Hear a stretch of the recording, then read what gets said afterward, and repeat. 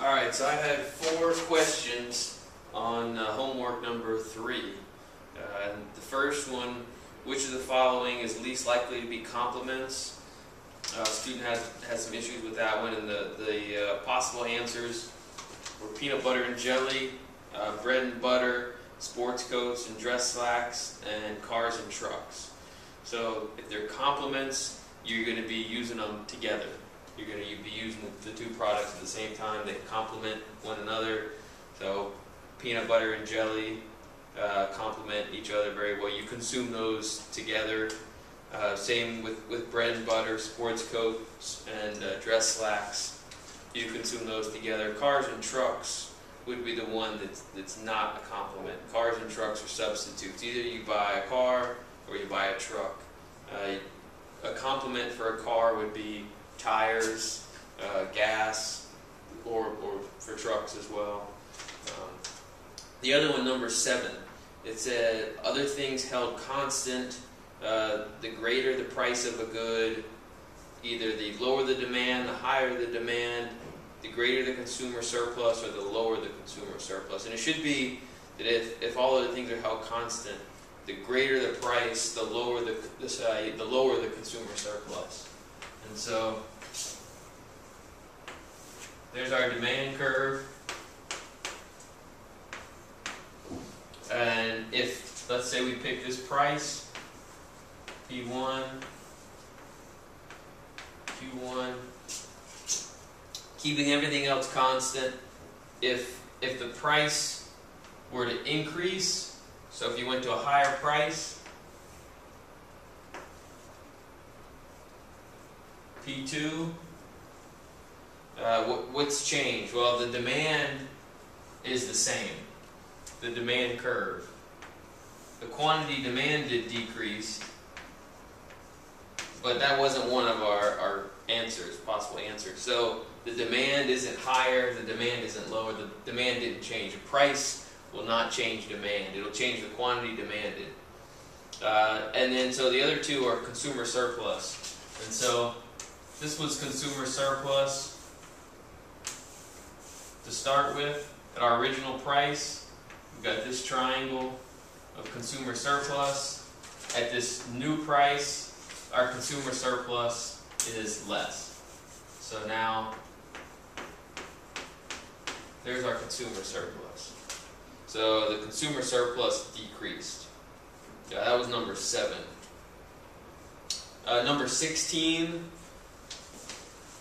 somebody asked about 16, and it says, suppose you produce wooden desks, and government legislation protecting the spotted owl has made it more expensive for you to purchase wood. So what's going to happen to your equilibrium price and quantity of wooden desks?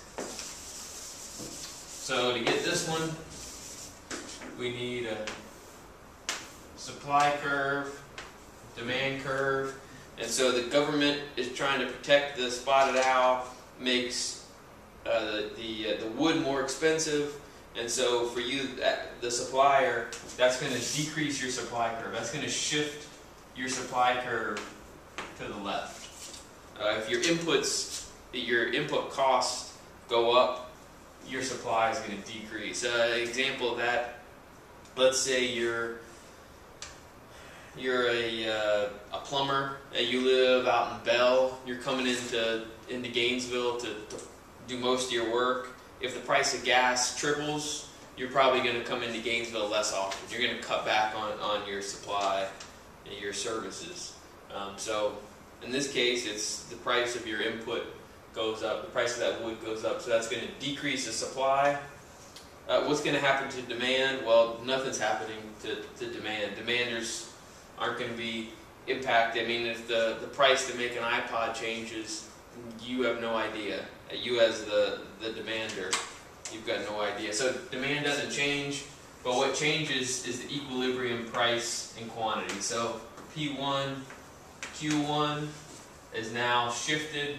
So we've moved from this equilibrium to this new equilibrium, P2, Q2.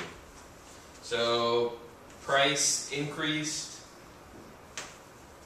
quantity, equilibrium quantity has decreased. Should be the correct answer. And then the last one, number 20, this one's pretty tough. Suppose the market demand for good X is given by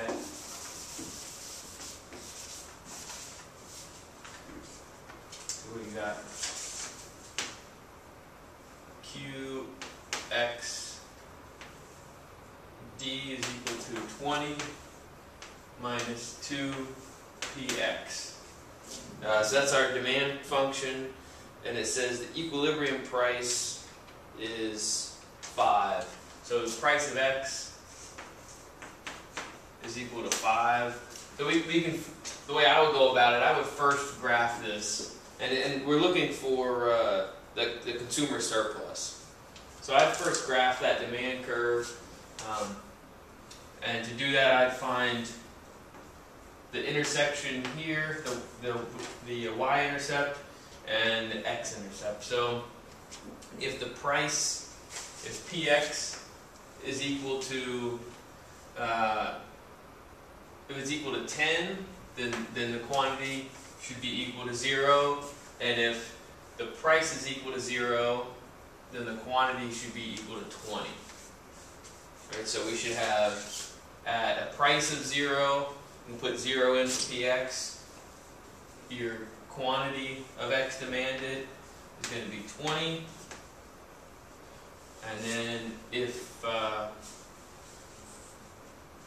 you've got a price of 10, that's going to make the quantity equal to 0. So this would be $10. So that's what your demand curve should look like. Again, I'm trying to solve for these two endpoints, and so I'm looking for what happens. What happens when the price is 0? You know that price is going to be 0. What's the quantity demanded? It should be 20, and then I can flop that around and say, okay, I'm going to assume that this quantity is 0. What price is that going to take? A little algebra, quick and dirty. My apologies. And then I go in and say, all right, well, the price is $5. So if we're at a price now of $5,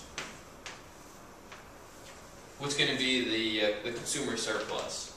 So what you're looking for is the area below the demand curve and above the price. So you're looking for this area.